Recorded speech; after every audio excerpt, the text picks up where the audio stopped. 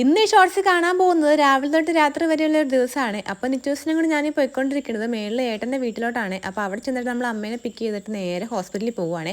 അപ്പോൾ ഇതിന് ഏട്ടനും വന്നിട്ടുണ്ടായിരുന്നു. അങ്ങനെ നമ്മൾ ഹോസ്പിറ്റലിൽ പോയി പോസ്റ്റ് ആയിരുന്നു. അപ്പോൾ ഇടയ്ക്ക് പോയി ഒരു ഷേക്കും ചായയൊക്കെ കുടിച്ചിട്ട് പോന്നു. നിറ്റൂസിന് ഷേക്കൊക്കെ കൊടുക്കുമ്പോൾ പനി പിടിക്കുമെന്ന് എല്ലാവർക്കും ഡൗട്ട് ഉണ്ടെങ്കിലും എനിക്ക് ഡൗട്ടില്ല. കാരണം ഇവൾക്ക് ചെറുപ്പം തൊട്ട് ഇങ്ങനെ ഷേക്കും ഐസ്ക്രീമും എല്ലാം കൊടുക്കുന്നതുകൊണ്ട് അവൾക്ക് ആ ഒരു സീനില്ല കേട്ടോ. പിന്നെ ചേച്ചി ജോലിയാണ് ഹോസ്പിറ്റലായിരുന്നു ഞങ്ങൾ പോയത്. അപ്പോൾ അതുകൊണ്ട് ചേട്ടായും കൂടെ അങ്ങോട്ട് വന്നിട്ടുണ്ടായിരുന്നു. അപ്പോൾ നിറ്റൂസിൻ്റെ ചേട്ടാനെ കണ്ടു കഴിഞ്ഞാൽ പിന്നെ ആ വഴിക്ക് പൊക്കോളും. പിന്നെ നമ്മളൊന്നും വേണ്ട.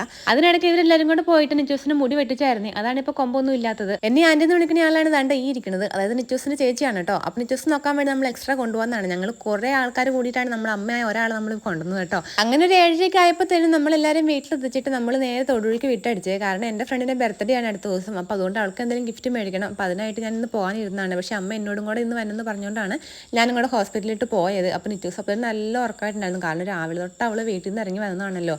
അങ്ങനെ ദാണ്ട് ഞാൻ മേടിച്ചതാണ് ദാണ്ട് ഈ ഒരു പേഴ്സ്. പിന്നെ ഈ ഒരു ഡയറി മിൽക്കും 2 ലിപ്സ്റ്റിക്കും മേടിച്ചു. ലിപ്സ്റ്റിക്ക് നമ്മൾ മേടിച്ചത് ഒന്ന് ഡാസ്ലറിൻ്റെയും ഒന്ന് നൈക്കയുടെയും ആയിരുന്നു. അങ്ങനെ നമ്മൾ ഗിഫ്റ്റ് എല്ലാം പൊതിഞ്ഞ് വെച്ചിട്ടുണ്ട്. നാളെ നമുക്ക് കൊണ്ടു കൊടുക്കാൻ പോകണം. പിന്നെ ഉച്ചയ്ക്ക് നമ്മൾ ഫുഡ് കഴിച്ചത് പുറത്തുനിന്ന് ബിരിയാണി ആയതുകൊണ്ട് രാത്രി നല്ല കുശാലായിട്ട് ചോറിനിട്ട് കിടന്നുറങ്ങി. അപ്പോൾ ഇത്രയുള്ളൂ. ബൈ.